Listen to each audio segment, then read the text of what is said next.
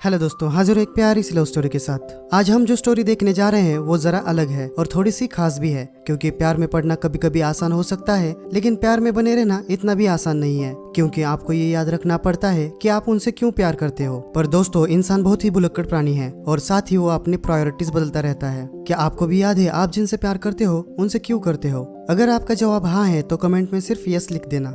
दोस्तों, आज के कहानी के फीमेल लीड को भी यही सवाल सता रहा है कि वो शादी क्यों कर रही है। चलिए जानते हैं क्या उसे उसका जवाब मिलता है या नहीं, और क्या वो शादी करती है या नहीं। ये कहानी है सेयोंगुक और जिवॉन की। सेयोंगुक और जिवॉन पिछले 6 सालों से एक दूसरे को डेट कर रहे हैं और अगले 3 महीने में वो शादी करने जा रहे हैं। चलिए कहानी शुरू करते हैं। कहानी के शुरू में हम देखते हैं जिवॉन की फ्रेंड उसे बताती है कि वो शादी करने जा रही है। ये सुनकर जिवॉन शॉक हो जाती है, क्योंकि वो सिर्फ 3 महीने पहले उससे मिली थी और वो शादी करने जा रही है। दोस्तों, आप उसकी शादी करने की वजह जानोगे तो आप भी हैरान हो जाओगे। वो उससे शादी सिर्फ इस वजह से करना चाहती है क्योंकि वो एक लॉयर है और उसके पेरेंट्स अमेरिका में रहते हैं। वो दोनों भाइयों में से छोटा है और उनकी कोई बहन नहीं है, और साथ ही वो अपनी फर्म भी खोलने जा रहा है। पर जिवॉन की दूसरी दोस्त उसकी पोल खोल देती है। वो बताती है कि ये शादी 2 परिवारों के बीच का सिर्फ एक बिजनेस है। साथ ही बताती है कि उसके पापा उसके होने वाले पति के लिए लॉ फर्म खोल रहे हैं, इसी वजह से वो उनकी बेटी से शादी कर रहा है। और दोनों सहेलियां मिलकर उसे क्रिटिसाइज करती हैं, क्योंकि सिर्फ 5 बार मिलने के बाद उसने अपनी डेट फिक्स कर दी थी।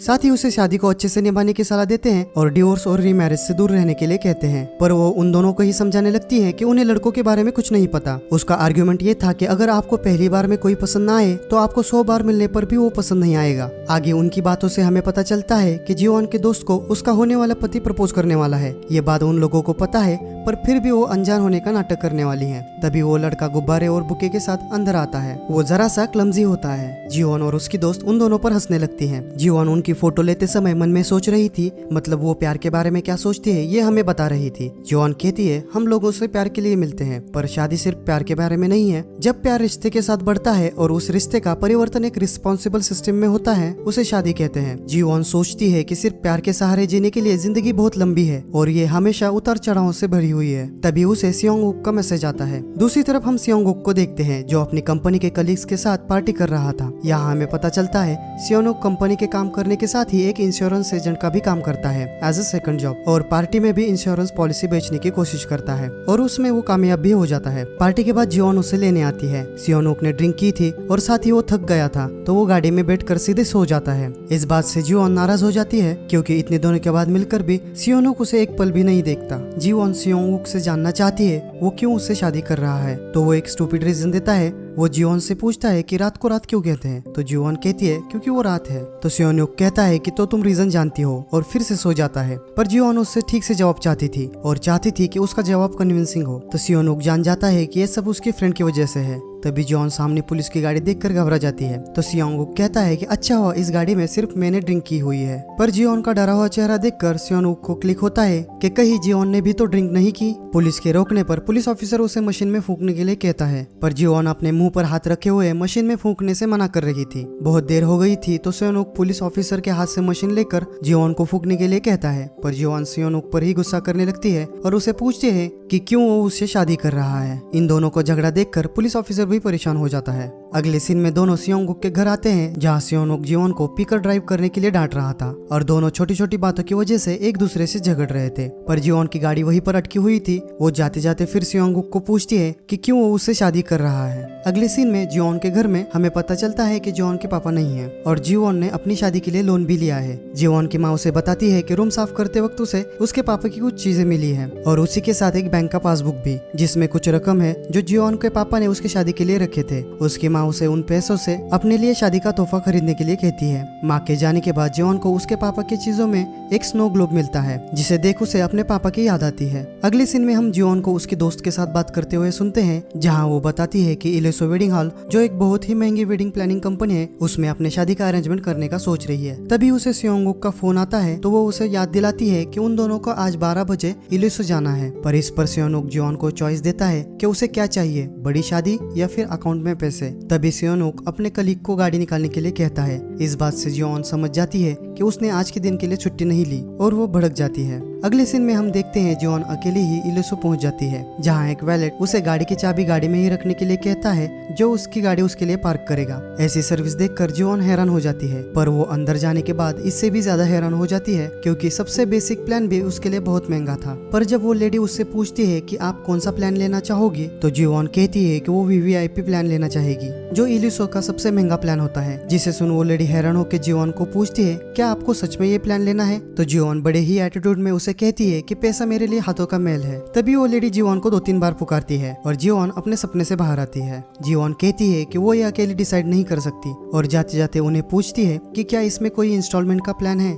जिसे सुन वो लेडी हैरान हो जाती है। जियोन वहाँ से जाने लगती है, पर तभी उसकी नजर एक वेडिंग ड्रेस पर पड़ती है, जिसे वो ट्राई करने से अपने आप को नहीं रोक पाती और वो ड्रेस पहन लेती है, जिसमें वो बहुत खूबसूरत दिख रही थी। और साथ ही वहाँ की सेल्स वुमन उसे चने के झाड़ पर चढ़ा रही थी। पर जब पैसों की बात आती है, तब जियोन को पता चलता है कि इस ड्रेस का रेंट ही $10,000 है, जिसे सुनकर जियोन का मुंह खोला का खुला रह जाता है। तभी एंट्री होती है हमारे सेकंड मेल लीड की, जिसका नाम है जुंगी, जो जियोन को देखे ही जा रहा था और उसे कहता है कि तुम बहुत खूबसूरत दिख रही हो। ये सुनकर जियोन शर्मा के थैंक यू कहती है। आगे जुंगी जियोन से कहता है कि बहुत दिन हो गए तुमसे मिले हुए। तब जियोन उसे पहचानती है और हम 6 साल पीछे आते हैं, जहाँ पर जुंगी जियोन को लव लेटर दे रहा था, जिसे पढ़कर जियोन हंस रही थी। जियोन उसे कहती है कि तुम बहुत छोटे हो। तभी वहाँ पर सियोंगुक आता है और वो भी जुंगी के मजे लेने लगता है। अब प्रेजेंट में जुंगी जियोन से पूछता है कि क्या यह तुम्हारी दूसरी शादी है? तो जियोन बताती है कि उसकी पहली शादी है और वो उसी 6 साल पुराने आदमी से शादी कर रही है। जब जियोन जुंगी को पूछती है कि तुम क्या काम करते हो, तो वो बताता है कि वो इल्यूसियो में काम करता है। तो जियोन के सामने वो वैलेट आ जाता है और वो जुंगी को वैलेट समझ लेती है। पर जुंगी की असलियत जान के जियोन और हम आगे जाकर हैरान होने वाले हैं।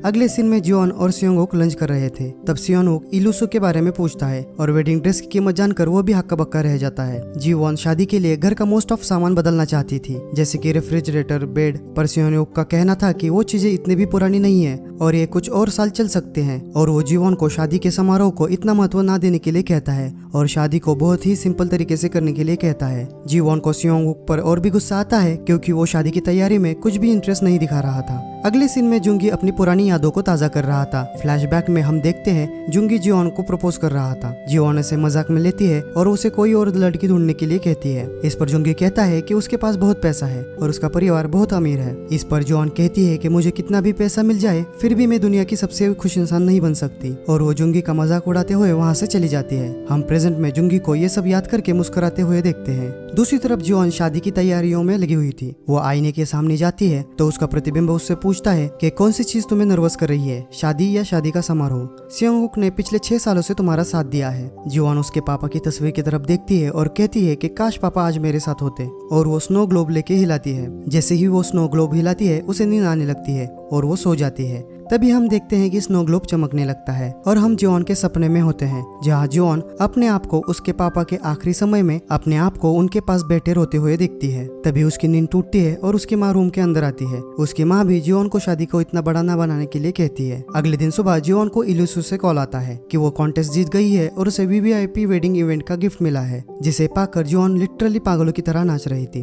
तभी हम जुंगी को अंदर आते हुए देखते हैं और हमें पता चलता है कि वो इस कंपनी का सीईओ है और उसी ने जियोन को ये इवेंट गिफ्ट किया है। तभी वहाँ जियोन आ जाती है, जिसे वो वैलेट समझ रही थी, और वीवीआईपी पैकेज पाने के घमंड में वो जुंगी को अपनी गाड़ी पार्किंग से लाने के लिए कहती है। जुंगी कैसे तो करके सब मैनेज करता है, पर जियोन गाड़ी लाने पर जुंगी को टिप ऑफर करके हद ही कर देती है। जुंगी गाड़ी चला रहा था, वो गाड़ी में सियोंगुक और जियोन की फोटो देखकर जेलस हो जाता है। वो जियोन के साथ थोड़ा और समय बिताने के लिए जानबूझकर गाड़ी का एक्सीडेंट करता है। जियोन उसे हॉस्पिटल लेके जाती है, जहाँ पर जुंगी वो बहुत ही बीमार हो गया है ये बहाना बनाने की कोशिश करता है और जियोन को उसके पास रुकने के लिए कहता है, पर जियोन समझ जाती है कि जुंगी नाटक कर रहा है। तभी उसे ऑफिस से फोन आता है और वो जुंगी को मैसेज कर देती है कि उसे ऑफिस का काम है और उसे अपना ख्याल रखने के लिए कहती है। जियोन देर रात तक ऑफिस में काम कर रही थी, उसे सियोंगुक का कॉल आता है। वो उसे आराम करने के लिए कहता है और शादी के लिए इतनी ज्यादा भागदौड़ करने से मना करता है और हर बार की तरह कहता है जैसा चल रहा है वैसे चलने दो। जियोन उसकी इस बात से फिर भड़क जाती है तो सियोनोक उसे सिर्फ अपनी तबीयत का ख्याल रखने के लिए कहता है और जॉब छोड़ने के लिए कहता है।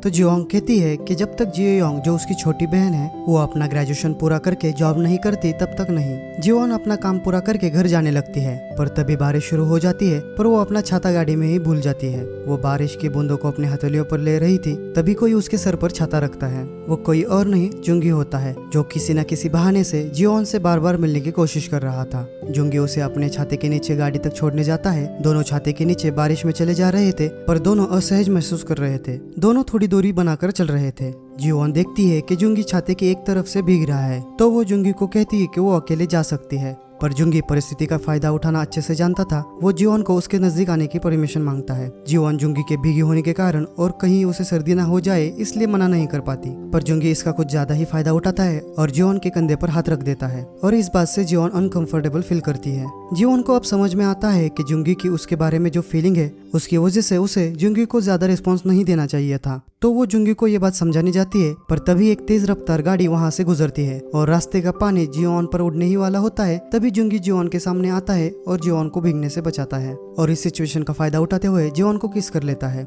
जियोन इस पर कुछ भी रिएक्ट नहीं कर पाती और जुंगी को कहती है कि इस सब के लिए उसकी उम्र हो चुकी है और उसकी जल्दी ही शादी होने वाली है। पर इस पर जुंगी कहता है अभी तक हुई नहीं है और छाता उसके हाथ में देते हुए उससे दूर होता है और बारिश में भीगते हुए उससे कहता है कि तुम्हें सिर्फ इतना दूर आना है। जियोन को उसे साफ साफ मना करना चाहिए था पर वो ऐसा नहीं कर पाती। वो अलग ही कश्मकश में थी। अगले सीन में हम देखते हैं सियोनोक किसी बात से परेशान था। तभी डोरबेल बजती है। जियोन उसे दरवाजा खोलने के लिए कहती है। दरवाजा खोलने के बाद सियोंगोक उसे पूछता है कि क्या तुम लॉक का पासवर्ड भूल गई हो। पर इस पर जियोन कहती है कि वो चाहती थी कि आज सियोंगोक उसके लिए दरवाजा खोले और वो सियोंगोक को पीछे से हक करती है पर हम देखते हैं कि सियोंगोक के चेहरे पर कोई भाव नहीं होते। तभी जियोन उसे खुशखबरी देती है कि वो इल्यूसो में शादी करने वाले हैं क्योंकि उसे वीवीआईपी पैकेज मिला है। इस बात से सियोंगोक को कोई खुशी नहीं होती और वो जियोन को कहीं और शादी का समारोह करने के लिए कहता है पर जियोन उसे भगवान ने दिया हुआ अवसर नहीं खोना चाहती। इस पर सियोनोक उसे पूछता है कि उसे क्या चाहिए, वो या शादी का समारोह। इस बात से दोनों में झगड़ा होने लगता है और आखिर में जियोन उससे पूछती है क्या तुम वाकई मुझसे प्यार करते हो और बार बार इसका जवाब देने के लिए कहती है। इस बात से सियोंगोक को बहुत गुस्सा आता है और वो चिल्लाते हुए उसे कहता है मैंने 1000 बार अपने आप को बताया है कि मैंने बाकी सारी जिंदगी सिर्फ एक ही औरत के साथ बिताने का तय किया है और इससे कोई फर्क नहीं पड़ता कि चाहे मुझे जो कुछ भी हो जाए या फिर वो औरत जो कुछ भी करती है, यही औरत पूरी जिंदगी के लिए है और यही मेरे लिए शादी और प्यार का मतलब है। जियोन कुछ भी समझने के लिए तैयार नहीं थी। उसे सिर्फ अपनी शादी बड़ी ही धूमधाम से करनी थी और वो चाहती थी कि सियोंगोक भी वैसे ही सोचे। वो कहते हैं कि अच्छा हुआ कि हमारी शादी पहले नहीं हुई। मुझे लगता है कि हमें अलग होना चाहिए। मैं इस शादी को कब से सफल बनने की कोशिश कर रही हूँ। तो सियोंगोक कहता है कोशिश करना बंद कर दो और उसे वहाँ से जाने के लिए कहता है। जियोन घर जाते हुए गाड़ी में बहुत रोती है। तभी हम देखते हैं जियोन के पापा का स्नो ग्लोब चमकता है। दूसरे दिन जियोन अपनी बहन को स्कूल छोड़ने के लिए जा रही थी। तभी उसे उसके सासू माँ का फोन आता है और उनकी शादी की तैयारियां कैसे चल रही है पूछने पर वो बताती है कि सब कुछ ठीक चल रहा है। तभी जियोन की बहन को जुंगी का छाता गाड़ी में मिलता है। जियोन छाता वापस करने के लिए इलिसो में जाती है। जब वो रिसेप्शन से कहती है जुंगी को ये छाता दे दीजिए तो वो उसे बताती है कि इस नाम का कोई यहाँ पर काम नहीं करता। तभी वहाँ जुंगी आता है और सब लोग खड़े हो जाते हैं। तब जियोन को पता चलता है कि जुंगी इलुसो का सीईओ है। अब जियोन को सब समझ में आता है कि कैसे वो ये इवेंट जीत गई। जुंगी उसे बताता है कि वो उसके लिए कुछ करना चाहता था और उससे माफी मांगता है। जियोन को अब ये एहसास होता है कि वो पहले जैसे नहीं रही क्योंकि अब वो चाहती थी कि उसका पति अमीर हो, उसके शादी का समारोह बहुत बड़ा हो, उसकी जिंदगी कंफर्टेबल और सेफ हो। ये बात सुनकर जियोन के हाथ पर हाथ रखकर जुंगी कहता है कि तो फिर इतना क्यों सोच रही हो, तुम्हें मेरे पास आने के लिए सिर्फ एक कदम बढ़ाना है और मैं तुम्हें वो सब कुछ दे सकता हूँ जो तुम्हें चाहिए। दूसरी तरफ हम सियोंगोक को देखते हैं जो बहुत ही निराश होकर गाड़ी में बैठा हुआ था। यहाँ हमें पता चलता है सियोंगोक को पहले से ही पता चल चुका था कि जुंगी इलुसो का सीईओ है और उसने उन दोनों को उस दिन बारिश में भी एक साथ देखा हुआ था। इस बात से सियोंगोक बहुत निराश था और बहुत गुस्से में भी था। अगले सीन में हम देखते हैं जियोन अपनी उन दो सहेलियों के साथ बैठकर पी रही थी। जहाँ पर हेयोंग जो अमीर लॉयर से शादी करने वाली थी वो उसे कहती है कि तुम्हें जुंगी के साथ जाना चाहिए। तो वहीं दूसरी सहेली उसे सियोंगोक के साथ रहने के लिए कहती है। पर हेयोंग कहती है कि जुंगी एक लिमिटेड एडिशन लग्जरी आइटम है और ऐसा मौका जिंदगी में सिर्फ एक बार आता है, इसलिए वो जल्दी से जल्दी जुंगी को हाँ करने के लिए कहती है। पर जियोन अब और भी कंफ्यूज हो गई थी। तभी हेयोंग उन्हें बताती है कि उसने ब्रेकअप कर लिया है। इस बात से दोनों हैरान हो जाती हैं। तभी दूसरी फ्रेंड कहती है देखा, रिश्तों की बुनियाद पैसा हो तो ऐसा ही होता है। तभी हेयोंग कहती है कि इससे उसने एक बात सीखी है कि प्यार यही है, अगर आपको उस इंसान के बारे में कोई चीज पसंद नहीं है फिर भी आप जिंदगी भर उस बात को नजरअंदाज कर सकोगे और उसी इंसान के साथ आपको शादी करनी चाहिए। इस बात से जियोन को सियोनूक की कही हुई बातें याद आती है कि मैंने बाकी की सारी जिंदगी सिर्फ एक ही औरत के साथ बिताने का तय किया है। तभी उसे जुंगी का कॉल आता है। हेयोंग उसे कॉल उठाने के लिए कहती है पर दूसरी दोस्त उसे कॉल उठाने से मना करती है। दोनों के सजेशन की वजह से जियोन बहुत कंफ्यूज हो जाती है। अगले सीन में हम देखते हैं जियोन के फोन ना उठाने के कारण जुंगी उसे ढूंढने के लिए होटल आता है, पर वहाँ उसे वीवीआईपी इवेंट का पास मिलता है जिस पर जियोन ने सॉरी लिखा था। दूसरी तरफ हम देखते हैं सियोनूक पार्टी खत्म करके घर जा रहा था। जब उसका कलीग उससे पूछता है कि आज तुमने ड्रिंक क्यों नहीं की, तब वो कहता है कि आज का दिन उसके लिए इम्पोर्टेंट है।